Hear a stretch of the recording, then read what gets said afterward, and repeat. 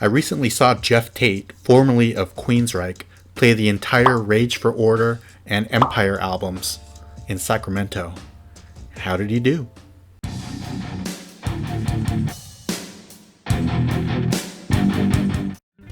This was my first time at Holy Diver. It was an awesome little venue. You can get right up to the stage. So opening up was Kurt Dimer. I hope I'm saying that right. It was interesting. That's about all I can say. But he has a secret weapon. His guitarist is Phil X. Now, if you don't know, Phil X replaced Richie Sambora in a little band called Bon Jovi. So you know he's no slouch, because they wouldn't take just anyone to play stadiums around the world with. So yeah, he was really good. Really entertaining, charismatic. He can shred. It was great.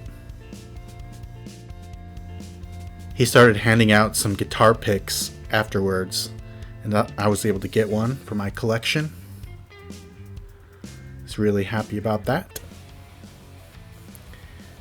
And now was the headliner, Geoff Tate. I am a big Queensryche fan. As you can see, I have a Operation Mindcrime tattoo on my leg. I think that's a perfect album, if there ever was one. So great. And he was the major brains behind that album. So let's look at the set list. First, they played the entire Rage for Order album. My favorite is Gonna Get Close to You. And the Empire album, my favorite on that one is Another Rainy Night Without You. For years, that was my favorite song of all time. And the last two for the encore.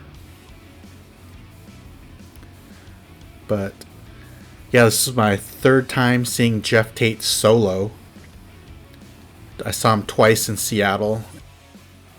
These next two clips are separate shows that I saw in Seattle. I just wanted to show how close I've been to him. Because people have been buried to this song. The children have been born to this song, and children have been made to this song. This is Silent Lucidity.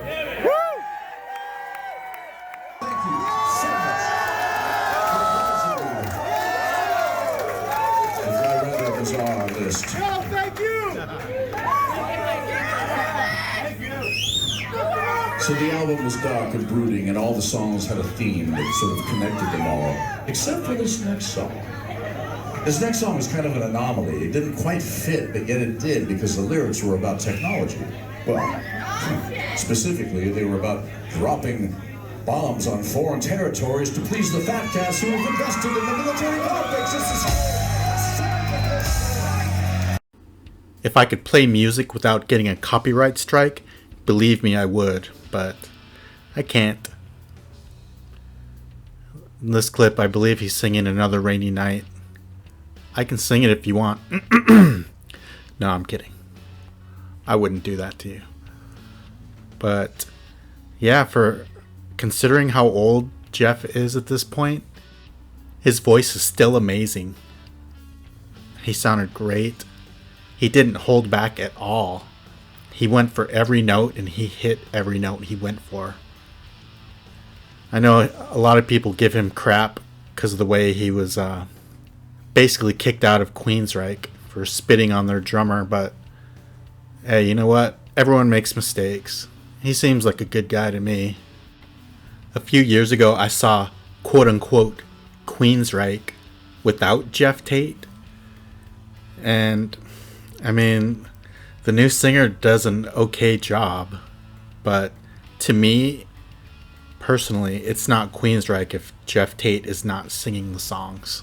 I'm sorry if you disagree with me, but it's just not quite the same. This next clip coming up is a story he told the crowd about how he was buying tampons for his wife in a grocery store, and a fan came up to him. It's pretty entertaining. I would love it if you would sign my CD and hear my story.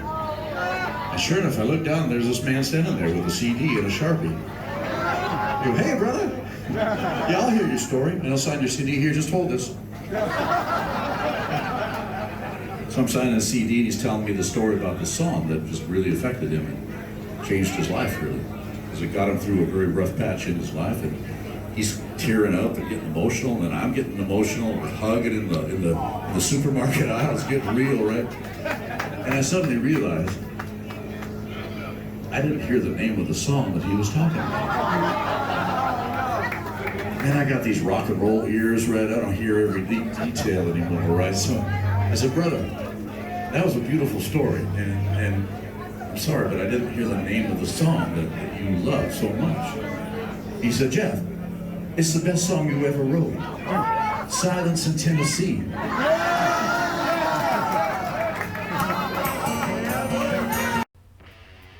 I don't know if you've heard of the Aftershock Festival in Sacramento, but I actually skipped the first night when Cypress Hill was headlining to see Geoff Tate. That's how much I respect him. He's helped write so many good songs, and I couldn't live with myself if I knew he was in my city and I didn't go see him. So that should answer how he did. I thought he was amazing, as he always has been. Do you have a favorite Queensryche album? Let me know in the comments. Mine is Operation Mindcrime, and then Empire, and then Rage for Order. Also, if you've ever seen him live, let me know in the comments. And if you've seen the new Queensryche without Geoff Tate, let me know. I think if Geoff Tate ever did get back with most of the original members of Queensryche, they'd make a ton of money. Kind of like Skid Row and Sebastian Bach. They just can't seem to get along. Too bad. Well, that's gonna wrap up this video. Oh, I did want to show the guitar pick from Kieran Robertson. I think I said his name wrong in my collection video, but he threw that into the crowd after the show.